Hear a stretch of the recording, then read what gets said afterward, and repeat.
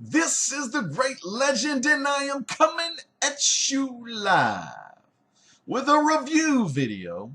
In tonight's review, we're going to be taking a look at the sixth gun, Sons of the Gun.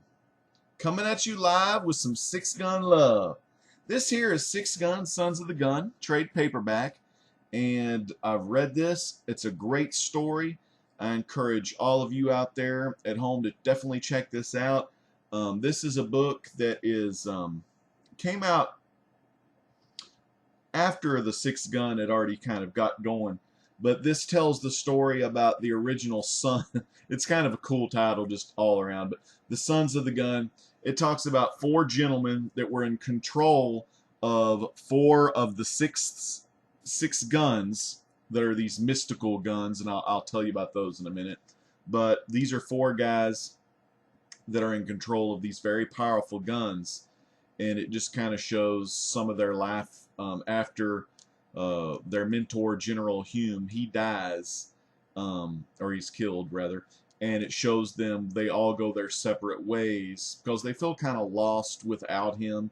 They look to him like a father figure, and this is the story after General Hume is brutally, I guess I could even say that his other soldiers did a little mutiny and went ahead and killed him.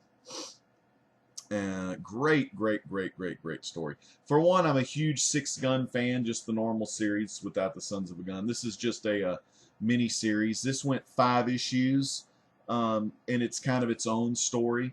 What I recommend, if you've never read the Six Gun, at least read the first Six Gun trade, which contains the first 6 issues. Read that one first, and then go ahead and read this. So once you read the first trade, you'll kind of get a feel for, you know, what the guns are, who these guys are, things like that. Let me give you each their names, and I'll point to them on the cover here. And I'm going to read the names out of the book, because sometimes I forget the names,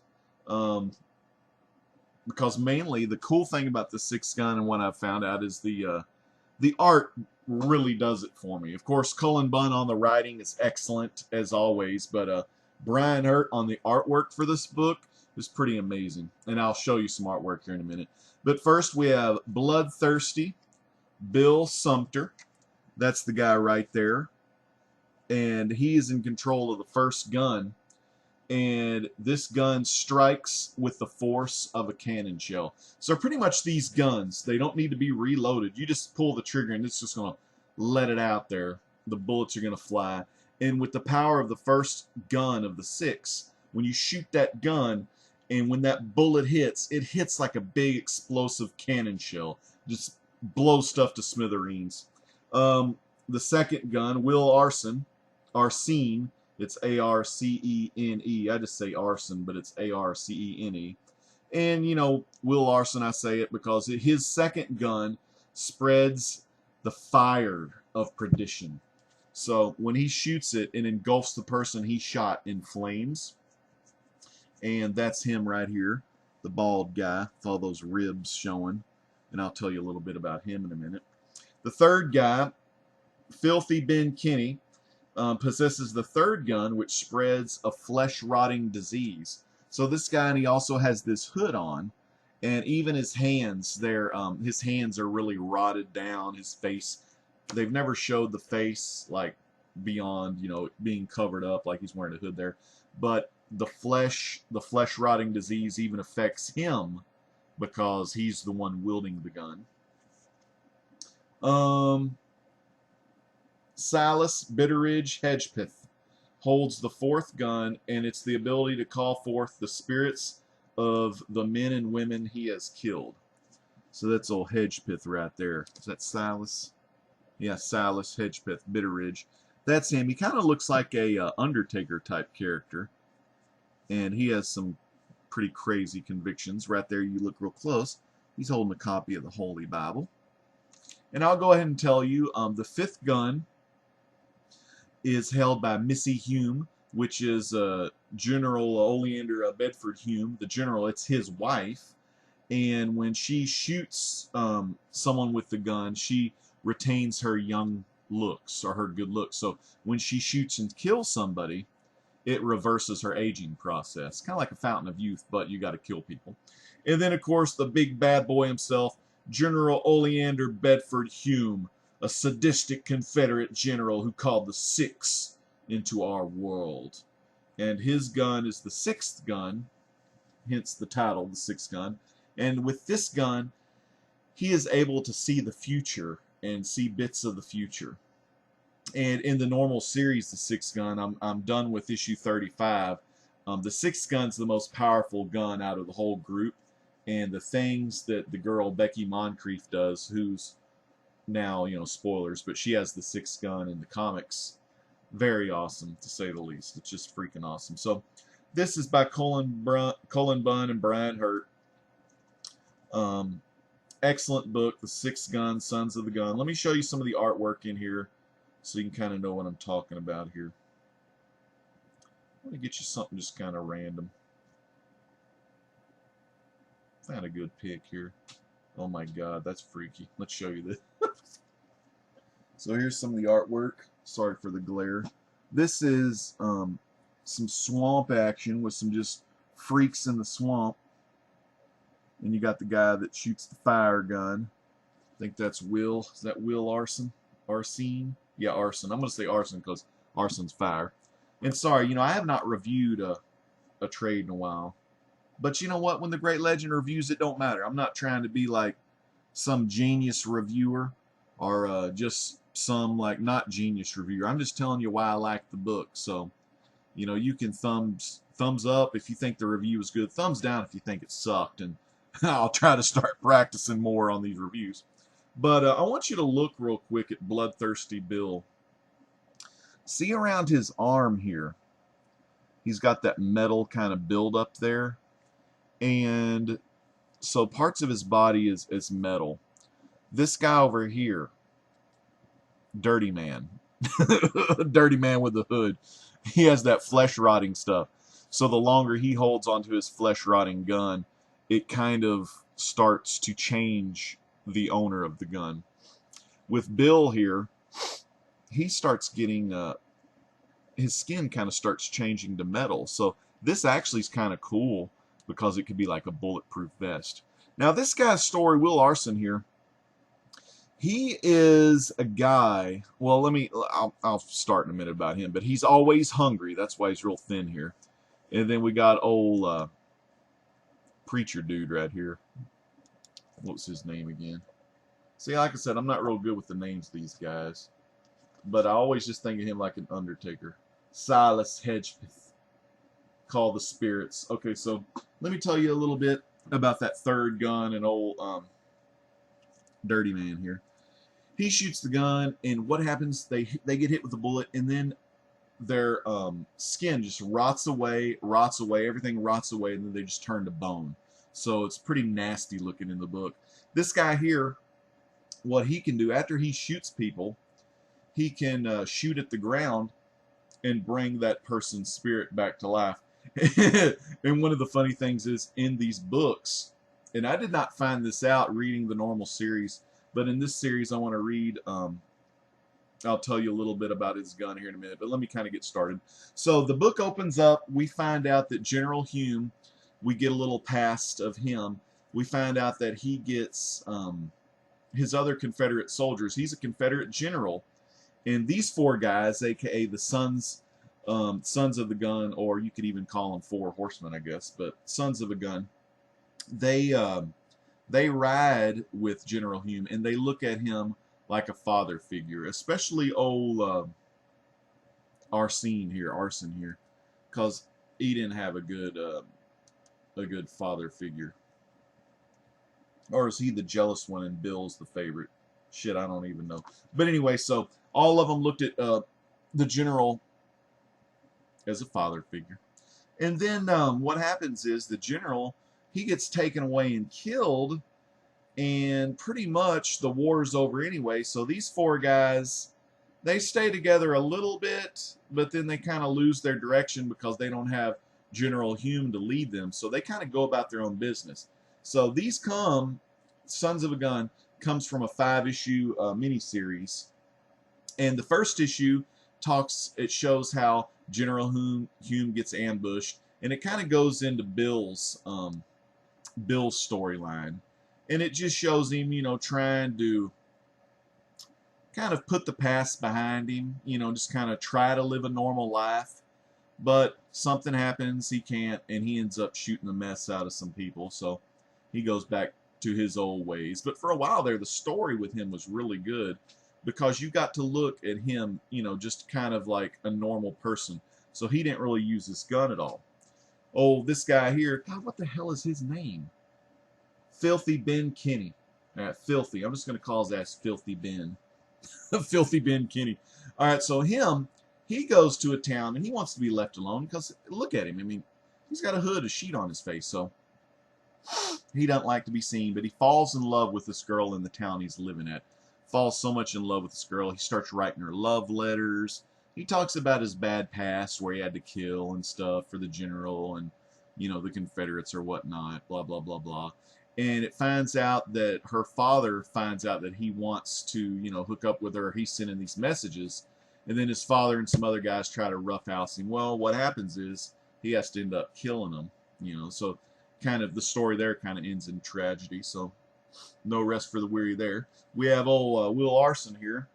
After he's done, he's totally lost. So he goes back home. He lives on the swamps. His mom's just an old kind of grandma-looking gal. Let me see if I can find a picture of her. She's just a freak show. Oh, and actually, looking back at it, okay, I don't want to give you all the spoilers, so I'm not going to give you totally everything in the book. But in issue 3, you could see that Will Arson looks, more kind of, not as scrawny, not as thin. But then you look on the cover, this is how we know him in the normal 6-gun series, really thin. And he has a problem where he can't stay satisfied, so he's always hungry. But the story goes, oh yeah, sick. So he goes back to the swamps, and he's so hungry, he actually just starts eating mice and rats and stuff, kind of like old the boys in that Brad Pitt and 1Z Angelique would know this. They eat them rats because they're vampires. Anne Rice. Interview with the Vampire. So this guy's eating these rats. He's so hungry, he can't, help himself. And then he goes home and he finds old grandma. She's getting kind of sick in the bed. I wish I had a better close-up camera. But anyways, you can kind of tell she's just some old lady. Kind of nasty looking. And it looks like she's pregnant and everything. I mean, she's really nasty. And he never knew his real father, but she says, did daddy come a-calling and all this kind of stuff. And when this dad comes to this woman, he usually impregnates her, and then she has some freaky babies. And Will Arson has a lot of crazy brothers and sisters, like nasty freaks. And then anyways, the last story, old Silas Hedgepeth here, it shows his story. He's trying to kill himself, because he doesn't like the things he's been doing. So he tries to kill himself, but this little kid comes around and starts asking questions like, why are you doing this? Why are you doing this? You ought to come back to town with me. So he goes back to the town of the little boy to become like a doctor. And what it turns into is all these people are getting sick, very sick. So what he does is he actually runs like a... one of those things to preach, or like a revival, like a preacher would a revival. And he gathers all the sick people around, and he convinces them to come forward, and he just shoots them one bullet, and then he shoots them, and then they turn into they come. Actually, here's the thing I was going to go ahead and get at. He revives them, because his 4th gun revives the dead, their spirits and everything. And they're in forms of walking brown mud. Now, I thought they were walking brown mud, but it's actually like manure, like poop. I thought that was funny. And so you get a little bit of his story. And by the time the story is over, it shows all of them are coming back together in issue 5 to come to the town where there's just all these gross monsters and sick stuff that's attacking. So they come back to the town, old Hedgepeth, Silent Hedgepeth's town, and the four come back together as one and save the town. So it's kind of an interesting story because here in the normal Six Gun issues 1 through 6, these are some wrong cats. They're bad to the bone. They don't give a crap. They just want to do what they're told. Last part of the book, it shows Widow Hume, Miss Hume. She comes before all four of them, finds them all together, and she says she's got her 2 Pinkertons. She always is flanked by a couple of Pinkertons. But the four go ahead and end the town's problems and destroy the last big monster. And then the lady says, together you are so much more than you are individually. Together you have purpose. Together you transcend mortality, transcend weakness, transcend mercy. My husband's lieutenants, a machine well oiled, oiled in blood. And they just kind of stand there at the bottom 3 panels, and they're just capping shit. Kind of remind me of that opening scene on Young Guns, where they're just firing off shitloads of rounds. And what the story is, Missy Hume's got them all together now at the end of the story because their new task, the Sons of the Gun, are going to go find General Hume's body and resurrect him and take the fight to Drake Sinclair and this new school gal that they don't know yet named Betty Moncrief. And of course she's in control of the Six Gun, so the general wants to be in control of the Six Gun because that was his gun. And it just shows there was a father in the beginning, and this is Betty's uncle, I think it is, in the normal series. He actually is in control of the Six Gun because after the general dies and he gets the mutiny happens, he dies. That father, that priest, he takes the Six Gun with him. And when he dies and stuff, and when he's in his bed, Betty Moncrief, she defends herself with that Six Gun. I got to tell you one other thing: if anyone else tries to grab one of these guns, they'll die if they hold the gun too long. Because once you have the Six Gun, that gun is tied to you until you die. So the only way to get rid of the gun that you're carrying, or shall I say the curse, you have to be killed, and then whoever comes along and gets it grabs the gun. I don't really want to tell you who has all the guns in the current storyline because I really want y'all to try these books out. I have all of these in singles, but I really prefer reading a lot of these in trade. So I've read a lot of these trades. Like I said, I've read up to the 6th trade, which is all the way up to issue 35 of the normal series. This trade contains all the issues of Sons of the Gun.